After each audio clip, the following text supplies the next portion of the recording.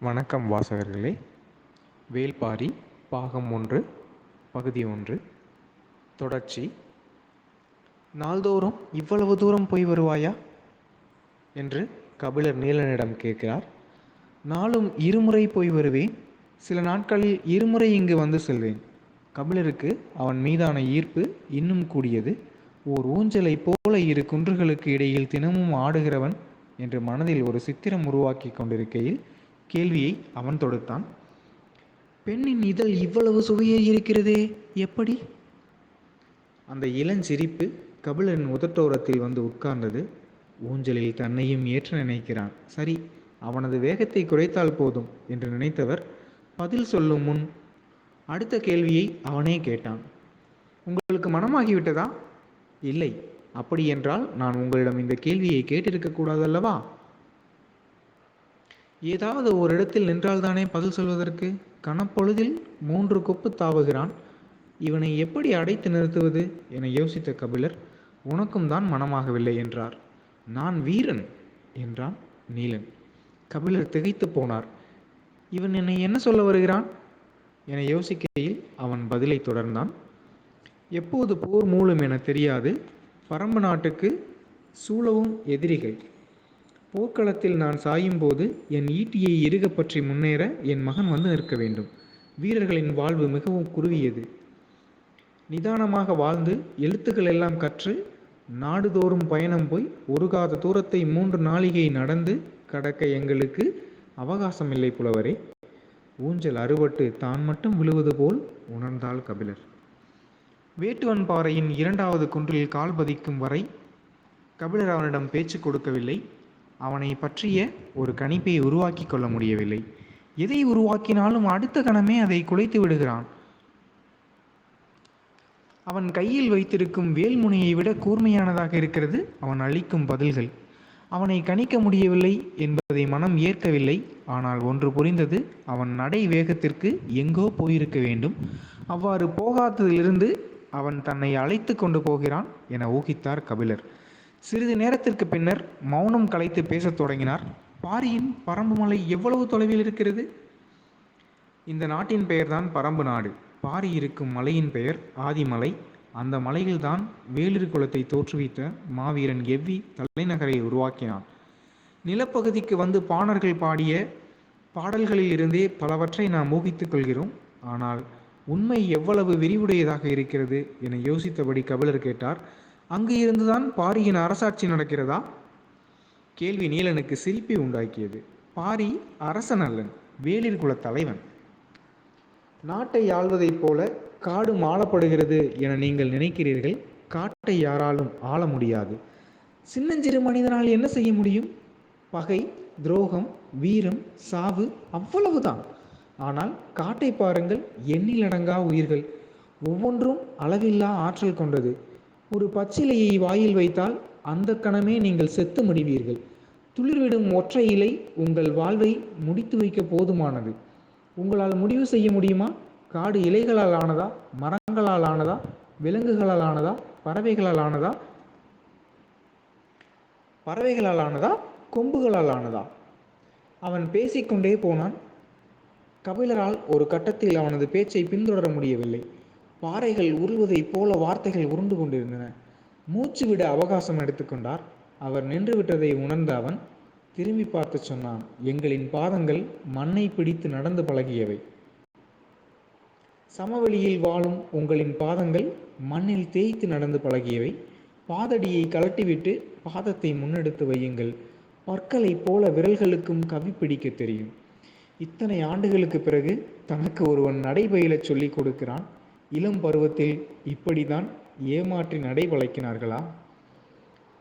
சீரூர் மன்னன், முதுகுடி மன்னன், குறுநில மன்னன், சேர சோழ பாண்டிய மூவேந்தர்கள், கல்வியில் சிறந்த சான்றோர்கள், அறவோர், எட்டி பட்டம் சூட்டிய பெருங்குடி வணிகர்கள் என எத்தனையோ பேரோடு கழிந்து போன இந்த காலங்களில் மொழியும் அறிவும் என்னுள் எப்போதும் நிலை கொண்டது. ஆனால் ஒருபோதும் என் தாயின் நினைவு தோன்றியதில்லை. கனப்பொழுதில் என்னை எனது தாயின் மடியில் கொண்டு போய் சேர்த்து விட்டானே. முன்னால் போகும் இவன் யார்?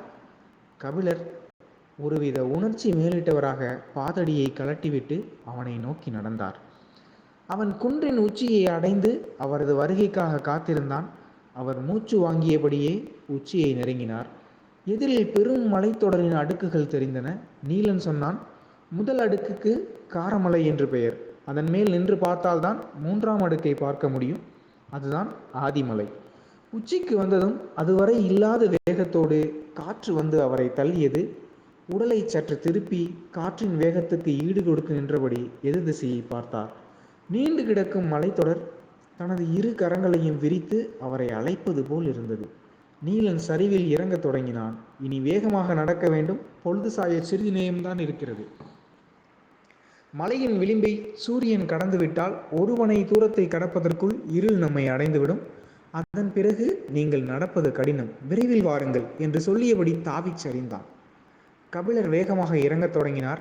அவன் நடக்கவில்லை, தாவி கடந்து கொண்டிருக்கிறான் என்பதை பார்த்தவாறு சிறு புதர்களை விலக்கி வேகமாக நடக்க முயன்று கொண்டிருந்தார்.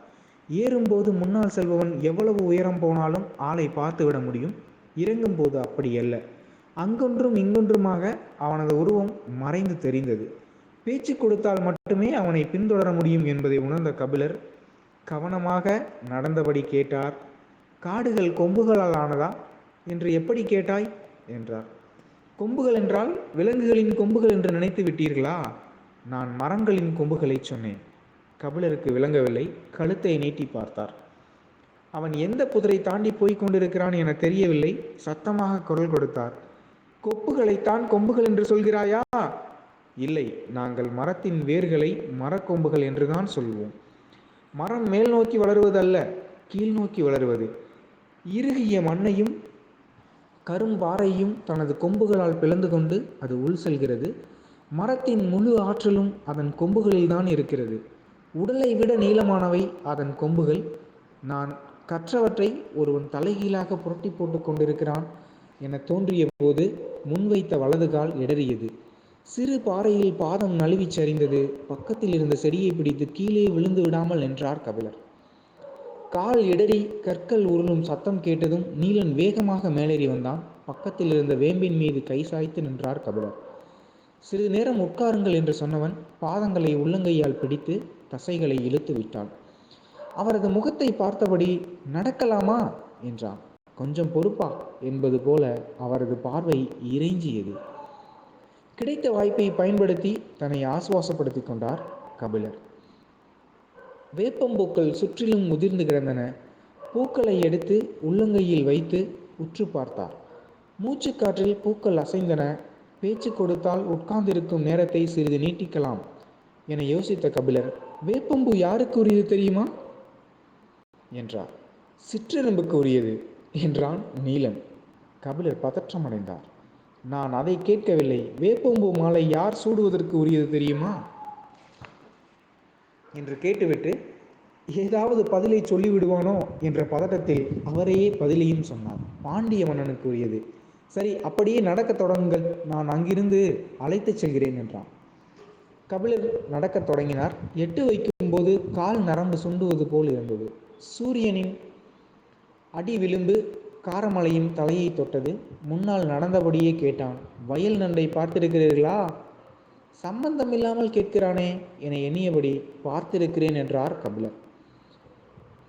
வயல் நண்டின் கண்கள் வேப்பம்பூவை போலத்தான் இருக்கும். உங்கள் பாண்டியன் வயல் நண்டை மாலையாக அணிந்து கொள்வானோ? கேட்டபடி நமட்டு சிரிப்பு சிரித்து 4-8 முன்தாவிச் சென்றான் நீலன்.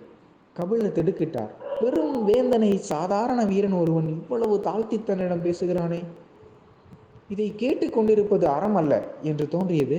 இந்த எண்ணம் முழுமையடையும் முன்னர் அவருக்குள் இருந்த கவிஞன் விழித்து கொண்டு வெளியில் வந்தான். என்ன அழகான ஒரு உவமை! கன நேரத்தில் எப்படி இவ்வளவு பொருத்தமான ஒரு ஒப்பீட்டை செய்தான்? காதலுக்குள் சூழ்கொண்டு கிடக்கிற ஒருவனுக்கு உவமைகள் வராதா என்ன? மனதில் எண்ணங்கள் ஓடிக்கொண்டிருக்க கபிலர் கேட்டார், வயல் நண்டின் கண்கள் தான் அப்படி இருக்குமா? கடல் நண்டின் கண்கள் அப்படி இருக்காதா? எனக்கு தெரியாது, நான் கடலை பார்த்ததில்லை. ஆனால் நீரும் நிலவும் மாறுபடுகையில் வடிவமும் மாறுபடத்தான் செய்யும். மனிதனாக பிறந்த ஒவ்வொருவனும் கடலை பார்க்க வேண்டும். ஏன் அது அவ்வளவு விரிந்து பறந்தது, அளவற்றது. முன்னால் போய்கொண்டிருந்த நீலன் சட்டென திரும்பி கபிலரை நேர்கொண்டு பார்த்து கேட்டான், எங்கள் பாரியின் கருணை விடவா பெரியது? கபிலர் மனதுக்குள் சுருங்கி போனார்.